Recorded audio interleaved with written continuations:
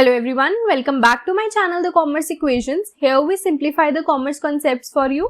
Today we are going to study the components or we can say that elements of staffing. Elements और components का मतलब क्या होता है, किन parts के साथ हमारा staffing process है वो बना हुआ है. ठीक है, staffing के अंदर कौन से और processes आते हैं जिनको हम पूरा करते हैं तो हमारी staffing process complete होता है, वो हम study करेंगे one by one. But before getting into this video, do subscribe the channel, like, share and comment on this video. So let's start with the first thing. First thing is three components are there, or we can say that staffing has three elements. Number one is recruitment, number two is selection and number three is training. When we combine recruitment, selection and training, we get staffing. Okay, so staffing जो हमारा process है वो recruitment plus selection plus training से बना हुआ है. हम इन तीन चीजों को, इन तीन एलिमेंट्स को, इन तीन कंपोनेंट्स को वन बाय वन स्टडी करेंगे. But in this particular video we are going to study only the first part, that is recruitment one. ठीक है, so let's start with the recruitment process. What is recruitment and what all are included in the recruitment process. So first of all, what is the meaning of recruitment? Recruitment क्या होता है? It refers to a process of attracting more and more candidates to apply for a vacant job position. Attract करना ज्यादा से ज्यादा candidates को ताकि वो आपकी ऑर्गेनाइजेशन में जो भी वेकेंट जॉब पोजीशन है उसके लिए अप्लाई कर सके. ठीक है, उसको हम क्या बोलते हैं? रिक्रूटमेंट बोलते हैं. जनरल वर्ड्स में हम क्या बोल सकते हैं? It is the search for candidates who can perform the vacant roles. जो भी वेकेंट रोल्स हैं आपकी ऑर्गेनाइजेशन में उसके लिए आप सर्च करोगे कैंडिडेट्स को जो वो पर्टिकुलरली रोल्स को प्ले कर सके. ठीक है, and inducing them to apply and come forward for filling the vacant roles. उनको इन्वाइट करना ताकि वो ज्यादा से ज्यादा लोग आपकी ऑर्गेनाइजेशन में अप्लाई करें, come forward to fill up the vacant roles. The recruitment function is very important because the end result of the recruitment function is receiving large number of applications to make selection from. End result recruitment end result जो है recruitment का क्या होगा कि ज्यादा से ज्यादा large number of applications आपके पास available हो ताकि आप उनमें से selection कर पाओ. ठीक है, this is the meaning of recruitment. And in recruitment we have two sources. दो सोर्सेज होते हैं जहां से हम रिक्रूटमेंट कर सकते हैं. Number one source is internal. This is internal. Internal मतलब inside the organisation. Internal means inside the organisation.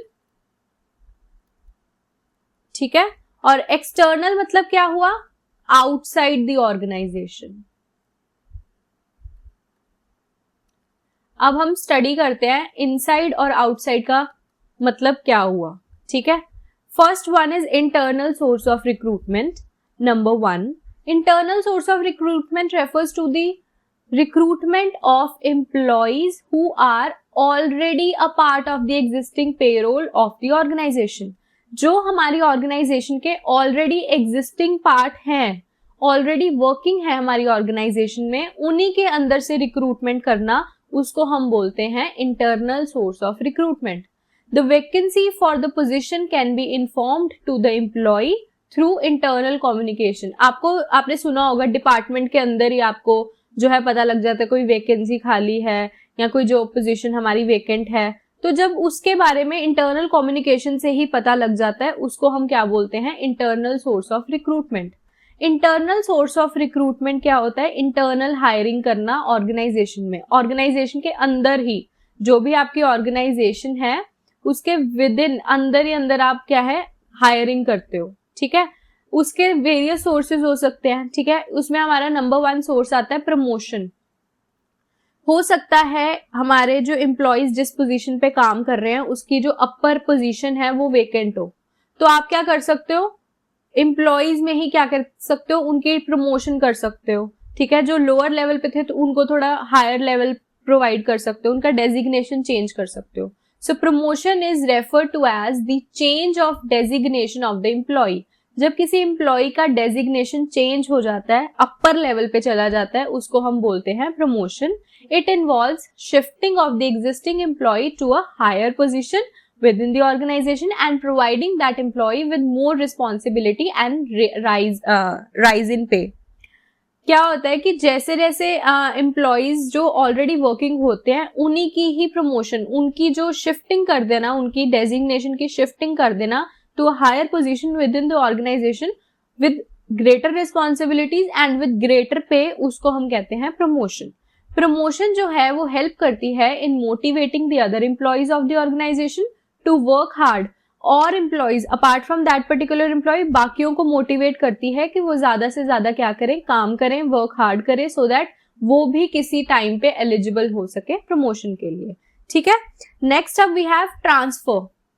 Second internal source is transfer. Transfer refers to the shifting of an existing employee from one department to another in an organisation.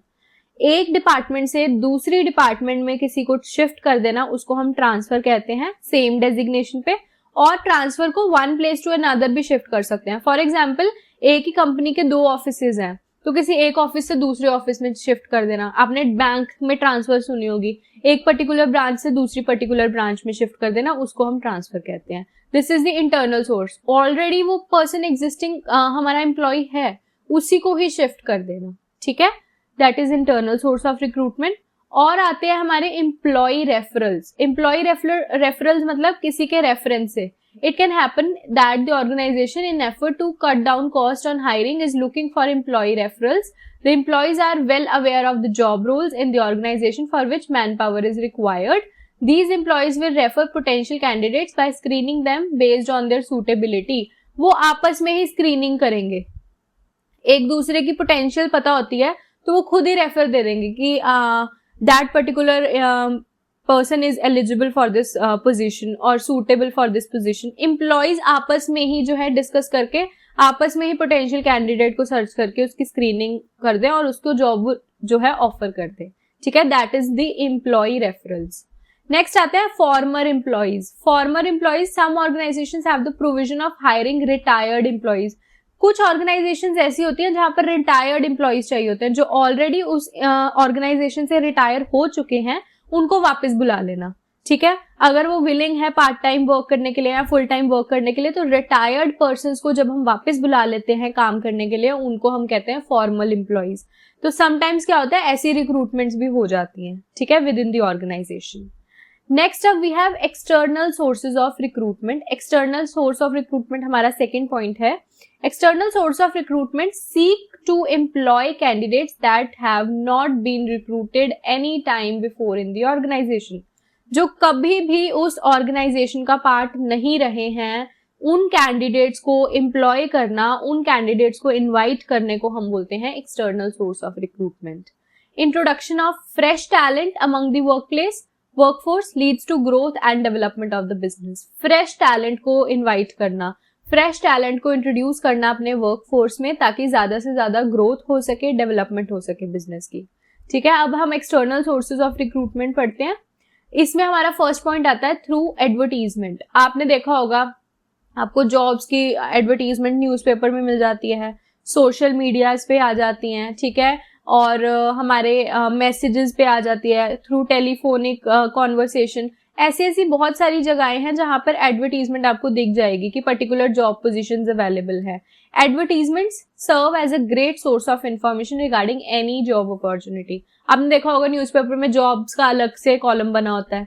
ठीक है. या कोई भी vacancy खाली है, even कि government, private, कोई भी हो, कोई भी लेवल का हो, सबकी जो है एडवर्टीजमेंट न्यूज़पेपर में आती है. ठीक है, न्यूज में आती है, तो आप वहां से जो है चेकआउट कर सकते हो.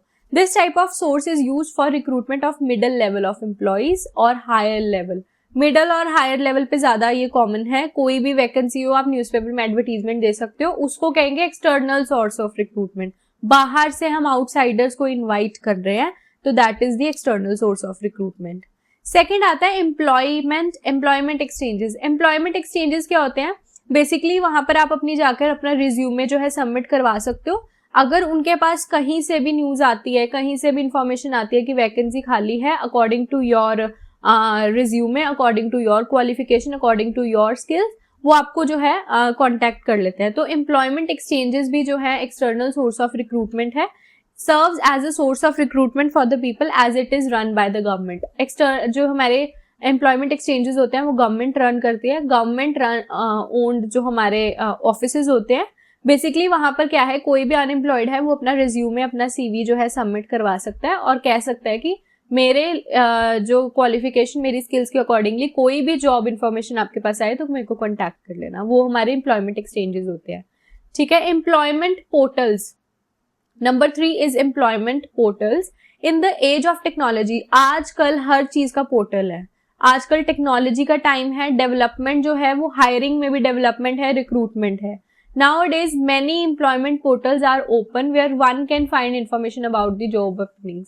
सबसे कॉमन मैं आपको बता देती हूँ, जैसे लिंक्डइन है हमारा, ठीक है, इंटर्नशाला है, ठीक है, और job.com है, ठीक है। ऐसे ऐसे बहुत सारे जॉब पोर्टल्स हैं जहां पर क्या है, आप अपनी स्किल्स जो है डाल सकते हो, अपनी क्वालिफिकेशन जो है वो पुट ऑन कर सकते हो, कोई भी रेलिवेंट आपको जो है according to your skills, according to your knowledge, according to your interest, अगर आपको कोई भी जॉब मिलती है तो आप उसको जो है कांटेक्ट कर सकते हो। तो एम्प्लॉयमेंट पोर्टल्स बहुत सारे हैं जहां पर आप रिलेटेड टू जॉब ओपनिंग्स बहुत सारी इंफॉर्मेशन गेन कर सकते हो। और हम एज अ ऑर्गेनाइजेशन हम अपने जॉब पोर्टल बना सकते हैं, उस पोर्टल पे डाल सकते हैं कि हमारे पास ये वैकेंसीज है, ठीक है। जैसे इंटर्नशाला पे हम इंटर्नशिप्स देख सकते हैं, जॉब्स दे सकते हैं, लिंक्डइन पे भी देख सकते हैं, ऐसे बहुत सारे पोर्टल्स आ गए हैं, ठीक है। This is the external source of recruitment. Next हमारे एजुकेशनल इंस्टीट्यूशंस। एजुकेशनल इंस्टीट्यूशंस क्या है कि आपको प्लेसमेंट्स, जैसे कि बात करें हम प्लेसमेंट्स की, तो कईयों की प्लेसमेंट्स ऑर्गेनाइजेशन से ही हो जाती, इंस्टीट्यूशन से ही हो जाती है, अपनी कॉलेज से, अपनी यूनिवर्सिटी से ही हो जाती है। तो वो भी हमारा एक गुड सोर्स ऑफ रिक्रूटमेंट है, क्योंकि वहां से हमें फ्रेश टैलेंट, बिल्कुल ब्रांड जो न्यू टैलेंट हम कह सकते हैं, मेनी स्टूडेंट्स और मेनी रिसोर्सेज हमारे पास अवेलेबल होते हैं अंडर वन रूफ। जैसे कि प्लेसमेंट्स होगी, कॉलेजेस में, यूनिवर्सिटीज में कंपनीज आती हैं, वो रिक्रूटमेंट करती हैं, उसको, उस रिक्रूटमेंट को हम बोलते हैं external sources of recruitment. Last one is recommendation. Recommendation क्या है? This is a very good source of recruitment, as existing employees ही अपना कोई बेटर रिकमेंडेशन दे सकते हैं, ठीक है। एग्जिस्टिंग ऑलरेडी वर्किंग है उसी ऑर्गेनाइजेशन में, वो कोई रेफर कर दे कि my friend is there, he is a very good person, he is suitable for this job position, that is recommendation. आपके एम्प्लॉय ने ही, एग्जिस्टिंग एम्प्लॉय ने ही किसी का नाम रिकमेंड कर दिया, तो that is the external source of recruitment. So in this particular video we have studied the first element, or we can say that first component of staffing, that is recruitment. Further we will study in the selection and the training part in next videos. So till then, do subscribe the channel, do follow us on Instagram too, and if you have any doubt or so, you can comment down below. I will definitely answer your question. So see you in the next video. Thank you.